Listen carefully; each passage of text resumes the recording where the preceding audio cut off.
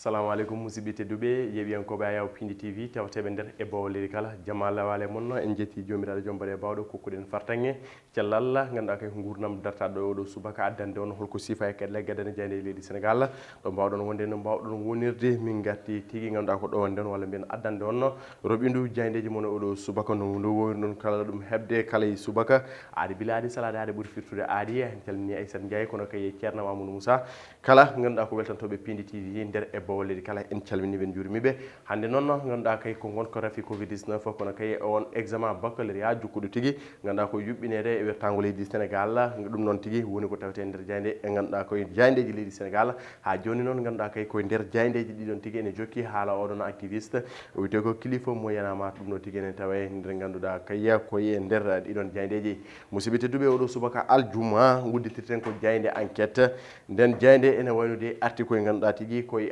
alhaali kareli teskaɗi hakkude e ɓeɗon élevaɓe kono kay enseignant ji mumen ɓe mbi tigui la colère des enseignants ɗiɗon enseignant ji noon ɓe jonnani tigui ɗiɗon senuji ɗi ganduɗa ko inédite teskaɗi hitande ɓennude yogue élevage noon fiide e ganduɗa koye enseignant ji mumen woni natal ganduɗa ko ngal ɗon ngal ganduɗa ko ardinama e oɗo subaka ɓe garti hen oɗo debbo wiyete ko Kardiatou Diallo o mo tawi toto iyamo Dakar o wi tigui holko waɗi motivé walla mbiyen holko hokki cuusal ɗin élevage tigui fiide ganduɗa ko o enseignant ji mumen ɗum ne tawi nder ndeɗo jeyde caggal kane eɗen coyno ganduɗa ko alhaali natal ganduɗa ko guenale ɗe Pikine ɓe mbi ko joni de mayɓe ɓe mbatti fawdirede sa addi mayɗo ma ala tigui no mbirɗa ɗum koye ganduɗa koye mayɗo goɗɗo pawata ɗum sababu noon jenalɗe kewɗe teppa ɗum ne tawe nder ganduɗa koye ndeɗo jeyde plus d' espace natti wadde espace toto guenalɗe Pikine caggal ɗum e gaari ganduɗa ko haala kilifa mo yanamara kane tawe nder hello mabɓe jeeɗiɗo jaɓanena jeyde las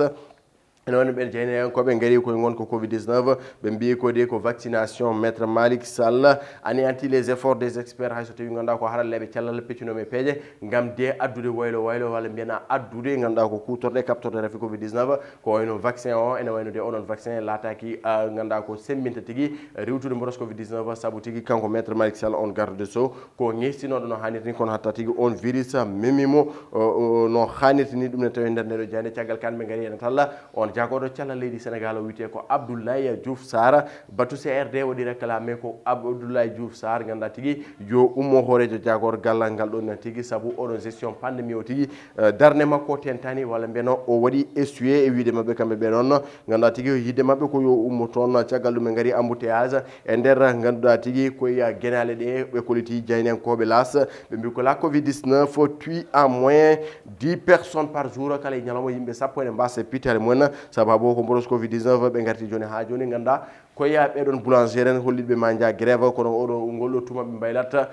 jaɓɓal saabu tigui losol mburu ɓe mbatta ɗum ko capannayyi mbuɗo kanen tawi nder ndeɗo jeyde la sa jaɓanen jeyde les échos ɓe gaari tigui koye wargo on suka debbo wiyete ko Lobba Ndiaye ene wayno de ko o fittano mum mo yooɓa fiya ƴetta tigui lowa e sac werlatta ko appayage ɗum tigui woni ko tawete nder ndeɗon jeyde ɓe mbi noon ko goto mo ganduɗa ko o neɗɗo goto fama junggo gam kay alhaali losko holko o saabi tigui ganduɗa ko oɗon suka debbo fittano mum yoɗa kono kay téléphone makko waɗama fuyeno hannirta ni caggal kanna en jii natal Hadim Ba wondude bamum ene wayno noon ñaworde yani wonde Hadim Ba ne foti yobde milliard uji sappo e ɗiɗi faade oɗon babiraɗo ɗum ko caggal nde haala mabɓe kamɓe ɗiɗi yetti e juuɗe ganduɗa kay ko joguiɓe ñawoje leydi Sénégal jeynenkoɓe lokkudi je gardini hannde ko natal on gorko mo dañcaɗi jagorɗo justice le garde du sceau maître Malick Sall covid 19 personne vacciné puis testé positif ɗum ko hunde hulɓinide yimɓe ɓe ganduɗa ko keeɓi ŋesade e covid 19 kono de hatta ha joni de virus o covid 19 ene rewi ɗumen walla mbiyen ene jaggi ɗumen no hannirta ni kanen tawi nder hello ɗiɗaɓo hello jeeɗiɗo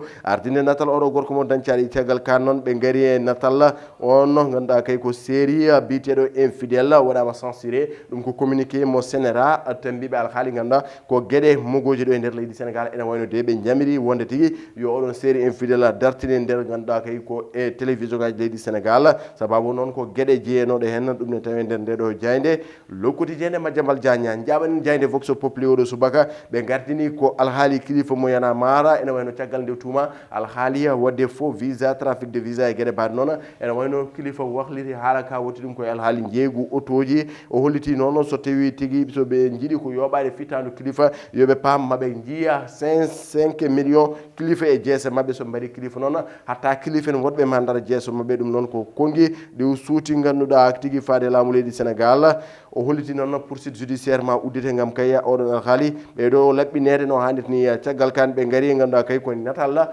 on hoorejo général wiyete ko Babacar Diagne won communiqué mo ɓayini incitation à la débauche, attente à la moralité et aux bonnes mœurs ene wayno noon ko oɗon alhaali saabi sénéra ganduɗa kay ko jabtade ganduɗa kay ko nonta ko Jamra yidde mabɓe noon wonno ko ɗon série mo ganduɗa tigui infidèle waɗe censuré walla mbiyen dartine doggol mum e nder senuji leydi Sénégal sénéra noon waɗimo censuré sababu noon ko obscénité d'infidèle walla mbiyen gueɗe kantorede jeeyade hen Jamra noon yadude ganduɗa ko gardagol Mame Mactar Gueye waɗi jubilé kono kay weltanima sénéra e ngal pellital Babacar Diagne wondi mum ngal pellital ɗe ƴetti ganduɗa kay ko riwtude ganduɗa kay walla mbiyen dartine oɗon série infidèle Diagne Libération e oɗo subaka arti koye ganduɗa koye gonka walla mbiyen alhaali juɓɓude ngel kawguel baccalauréat le premier diplôme universitaire ɓe mbi de ganduɗa ko fuite massive lors du baccalauréat ɗum noon woni ko teska to Pekes ɓe koltino hol épreuve aji corrigade ha paari coyna tigui ene doga e nder WhatsApp e oɗon tuba noon yogue étudiant ji noon walla mbiyen yogue janggoɓe taw candidat ji ene tawetno e nder oɗon groupe WhatsApp joye mabɓe noon kañumen taw ko rewɓe pawama juuɗe oɗo saaha nene juuɗe dariɓe kono gendarmerie nena tigui ko jokki losko mum gam kay andude holto oɗon fiiɗ ummi holto woni source ɗe noon gueɗe ɗum tawi nder ndeɗo Diagne Libération caggal kan kamɓe jani koɓe Libération ɓe gari e wargo oɗon suka debbo wiyete ko ganduɗa ko Lobba Ndiaye taw kay ko fitanu mum yoɓa ɓe mbi ko un crime audio holko yooɓi fitanu on debbo mo ganduɗa tigui taw kay ko jeernoɗo pièce détachée certificat noon de genre hollitini ko oɗon jeewo pièce détachée on suka debbo ene wayno noon ko o hunde teddude fiya e hoore ha saabi o waɗi ganduɗa ko fracture crânière koye nder gandi he tigui toon nder fuusi ɗum woni nde ganduɗa ko choc badɗo oɗon suka debbo ha joni noon gendarmerie mo leydi Sénégal ene jokki losko gam kay andude hollo badɗo ɗeɗo gueɗe kantoriɗe faade oɗon debbo werli kiɗon goskitta ko ganduɗa tigui ko o appéage mo Diamniadio jaɓanen Diagne Le Soleil oɗo subaka ɓe garti alhaali démarrage fuɗɗogol on baccalauréat alkamisa hanke wertago leydi Sénégal kala ɓe kolliti noon ko fuɗɗorima e dow jamma kono kay fuɗɗorima taw kay alda e tana e gueɗe ba noon ɓe kolliti noon on démarrage sans encombre ɓe kolliti to Thiès ene wayno noon teskama toon wasde arde walla mbiyen absence yoga e ganduɗa tigui ɓeɗon sukaɓe yoɓɓinannoɓe guel kawguel baccalauréat sababu noon ko brosso covid 19 e wiide mabɓe Hadidiatou Ndiaye on ko maire taw koy ko candidate joguiɗo ɓesgu mum ene tawe tigui ɓeɗon ganduɗa kay ko yuɓɓinoɓe guel ɗon kawguel contexte covid 19 kono de ala ko telɓini e gueɗe ganduɗa ko ɓeɗon sukaɓe yuɓɓinannoɓe guel ɗon kawguel baccalauréat ɗum ne tawe nder ndeɗo Diagne caggal kan ɓe gaari ganduɗa ko œuvre Ousmane